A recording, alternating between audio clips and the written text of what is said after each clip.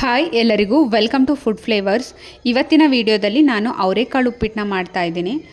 ಉಪ್ಪಿಟ್ಟು ಮಾಡಲಿಕ್ಕೆ 1 ಲೋಟದಷ್ಟು ಗೋಧಿ ರವೆನ ಬಾಣಲಿಯಲ್ಲಿ ಸ್ವಲ್ಪ ಎಣ್ಣೆ ಸೇರಿಸ್ಕೊಂಡು ಹುರ್ಕೊಳ್ತಾ ಇದ್ದೀನಿ. ಒಗ್ಗರಣೆ ಮಾಡಲಿಕ್ಕೆ ಒಂದು ಪಾತ್ರೆಯಲ್ಲಿ ಎಣ್ಣೆ ಮತ್ತು ಸಾಸಿವೆ ಜೀರಿಗೆನ ಸೇರಿಸ್ಕೊಳ್ತಾ ಇದ್ದೀನಿ. ಕಡಲೆಬೇಳೆ ಕೂಡ ಸೇರಿಸ್ಕೊಳ್ತಾ ಇದ್ದೀನಿ. ಮತ್ತು ಅವರೆಕಾಳು ಕೂಡ ಸೇರಿಸ್ಕೊಳ್ತಾ ಇದ್ದೀನಿ, ಹಸಿ ಅವರೆಕಾಳು, ಮೆಣಸಿನಕಾಯಿ, ಬೆಳ್ಳುಳ್ಳಿನ ಸೇರಿಸ್ಕೊಳ್ತಾ ಇದ್ದೀನಿ, ಇದು ಆಪ್ಷನಲ್ಲು. ಸ್ವಲ್ಪ ಈರುಳ್ಳಿ ಮತ್ತು ಕ್ಯಾರೆಟ್ ಕೂಡ ಸೇರಿಸ್ಕೊಳ್ತಾ ಇದ್ದೀನಿ. ಇದು 1-2 ನಿಮಿಷ ಎಣ್ಣೆಯಲ್ಲಿ ಫ್ರೈ ಆದ ತಕ್ಷಣ ಇದಕ್ಕೆ ನೀರನ್ನ ಸೇರಿಸ್ಕೊಳ್ಬೇಕು. 1 ಲೋಟ ಗೋಧಿ ರವೆಗೆ ನಾನು 2 ಲೋಟದಷ್ಟು ನೀರನ್ನ ಸೇರಿಸ್ಕೊಳ್ತಾ ಇದ್ದೀನಿ. ಉಪ್ಪು ಕೂಡ ಸೇರಿಸ್ಕೊಳ್ತಾ ಇದ್ದೀನಿ. ನೋಡಿ, ನೀರೆಲ್ಲ ಚೆನ್ನಾಗಿ ಕುದಿಯತ್ಲಿಕ್ಕೆ ಸ್ಟಾರ್ಟ್ ಆದಮೇಲೆ ಹುರಿದಿರುವಂತಹ ರವೆನ ಹಾಕ್ಕೊಳ್ತಾ ಇದ್ದೀನಿ.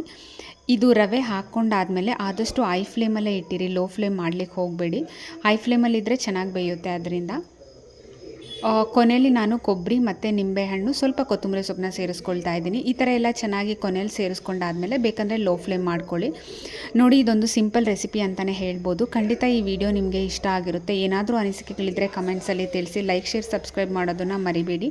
ಆಹಾರ ಸೇವನೆ ಯಾವಾಗಲೂ ನಿಧಾನವಾಗಿ ಮಿತಿಯಾಗಿ ಇರಲಿ.